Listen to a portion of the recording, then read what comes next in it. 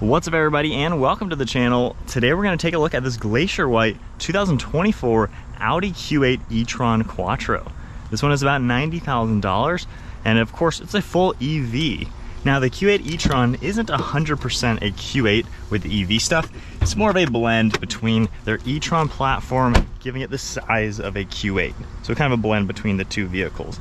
Now if we go ahead and find the hood latch and pop this open, a really cool feature underneath the hood, you can open this up and we do get a little bit of storage. You can see we have the charge connections in there, which is a really cool touch to see. As far as powertrain, this is going to feature a 114 kilowatt hour battery pack and a dual motor system, one for each axle. Overall, it's pumping out 335 horsepower with 414 pound-feet of torque. However, once you put this vehicle into the sport mode on the shifter, it actually can briefly give you 402 horsepower with 490 pound-feet of torque. It can also do 0 to 60 in 5.4 seconds. Curb weight is around 5,800 pounds, and the overall range is about 285 miles.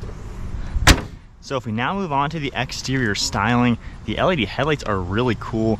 You can see the turn signals and then a really nice dance with the white lighting all throughout it.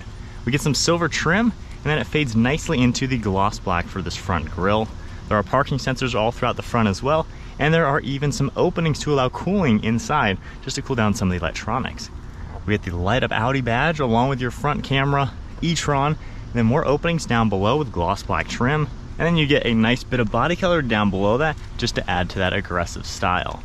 You can take a look at the hood. We have some sharp lines fading their way towards the windshield, and overall this car does have a pretty nice style. At the side profile, we get a set of 21-inch wheels, finished in a two-tone design.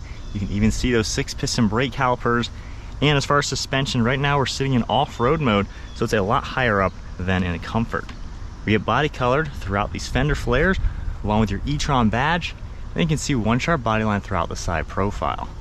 You have sharp lines all throughout the side. You can even see that cool gloss black trim, body colored on the door handles, along with the mirror caps, and we get a turn signal and side view camera.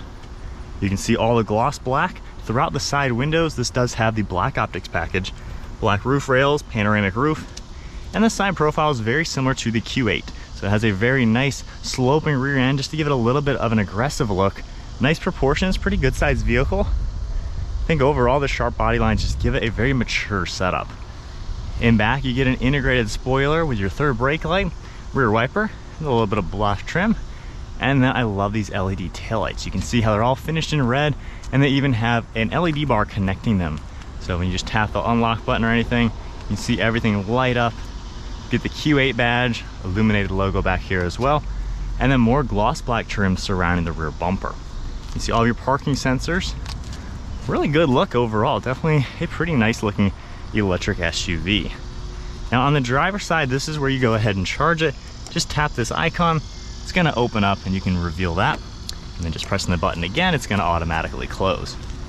Now if we go ahead and take a look at the interior, Prestige is going to give you the beautiful Napa leather interior, and this one even has silver trim, piano black, and then a light gray wood color. You can see some silver trim with ambient lighting throughout the door, cool hexagonal shape, all of your window mirror controls, nice grab handle with some padding on your armrest. We have memory seating, the release button as well, and you can see Bang & Olufsen audio. All of your controls for the seat are on the side. Napa leather with all the contrast stitching, and then all perforated leather throughout the center of the seats. Pretty nice looking overall. Now if we go ahead and hop inside now, keep my foot on the brake, it's fired up.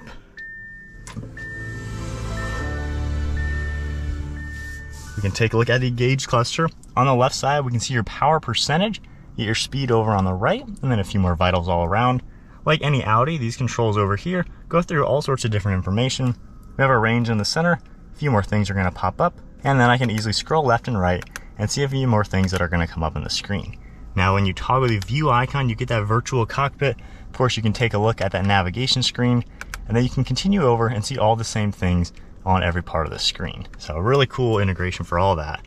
We have controls on the right side for Bluetooth and audio.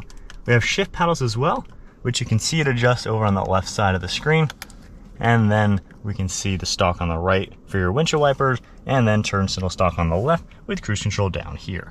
We have headlight controls, more of this wood trim, heads-up display, and then the smooth Napa leather going across the dashboard. We get the name e-tron, more of this wood trim, and kind of a cool hexagonal shape throughout the dash.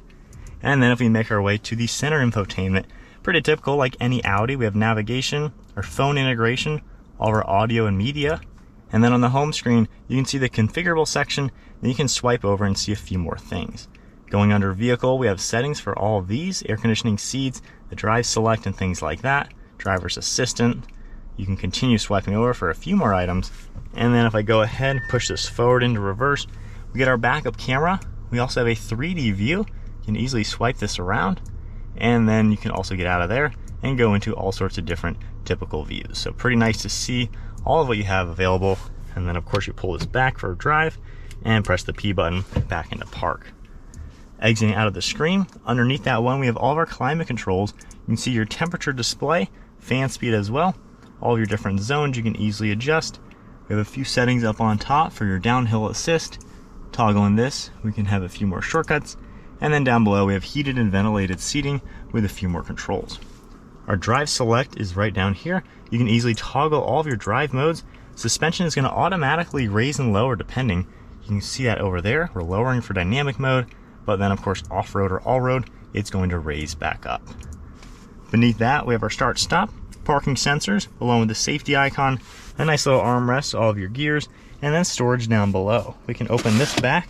We get your two cup holders. There's a 12-volt wireless phone charging, some plugs down here as well, and then this will slide forwards and back. Also opens up to reveal a little bit of space. Then we have some nice silver, and then you can see stitching. Glove box on the far right side is pretty large, as you would expect. And then one last look at the interior. Definitely a nice looking vehicle. It kind of looks like a Q8, however a little bit more angled, a little bit more futuristic. And then we have a huge sunshade for the roof, all of your dome lights, and then a frameless mirror. And then if we go ahead and head to the back seat now, we'll leave the car on just so you can get a view of the climate controls back here. But we're gonna have the same door panel for the rear seat and even a manual sunshade. Now we get the same smooth leather, perfect leather throughout the center with all of your stitching. This can seat 3 people. You can even pull this center seat down, and there's 2 cup holders that are gonna come out. And then behind that we have an armrest along with some storage space. Now up in front, I really like all these controls right here. You just swipe your finger up and down to adjust fan speed, temperature, your different zones you can easily adjust. You have heated seats as well, plugs down below, vents right here, and then you can see more storage and then vents on the side. Now these seats do fold down. You can easily pull them down. You can get a little bit better view of the cargo space in back. And then going ahead and hopping inside, just like that touchscreen, that is super cool.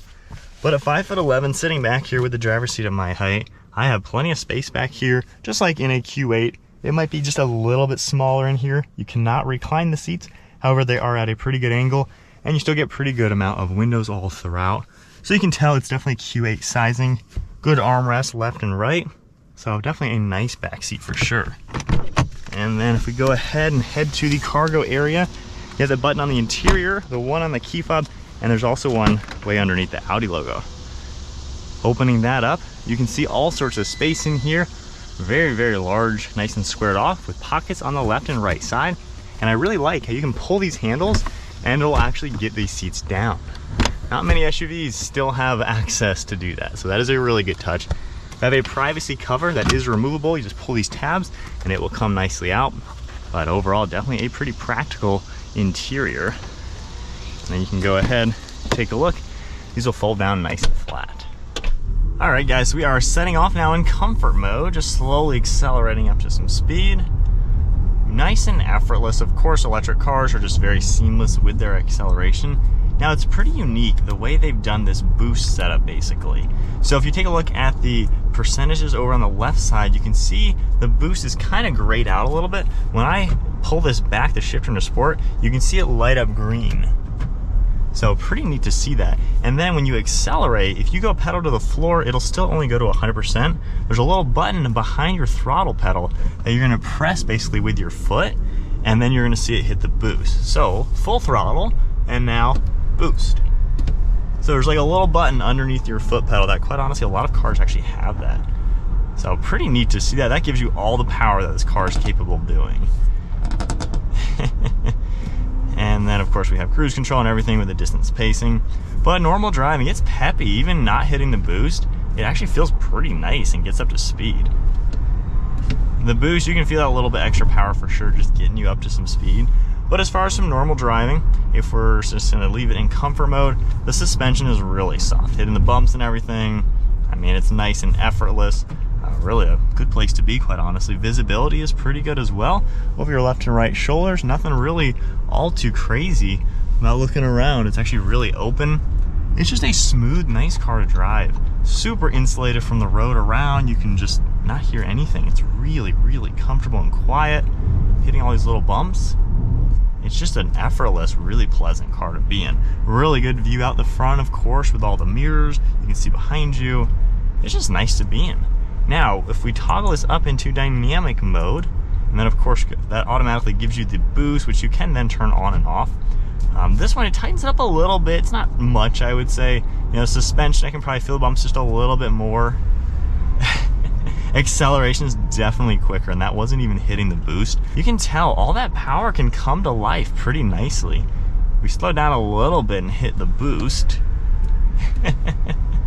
Yeah, it's pretty darn peppy. It's not like blow your socks off crazy fast like some EVs are.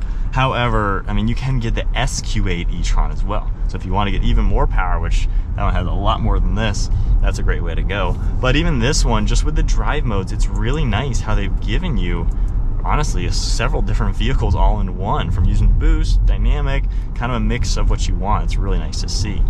And then the paddle shifters right here are actually for regenerative braking. If you toggle the left one, the car's gonna slow down a little bit more with me not pressing the brake pedal. And then this one will put it back into more of a neutral setting to where you can coast better. So it's nice to see them kind of giving you what you would expect in an electric car, and everything seems really easy to use. It's also comfortable to sit in. You know, the seats have so many good adjustments. I mean, it's just a nice place. It's an Audi, of course. You know, their Q8 is kind of their flagship SUV, and then the e-tron version of it is what we're in today. This feels like that. It feels like a top-notch SUV, but with all the EV stuff in it to give you that dynamics. And overall, it feels like just a really good electric crossover that's spacious and nice to drive.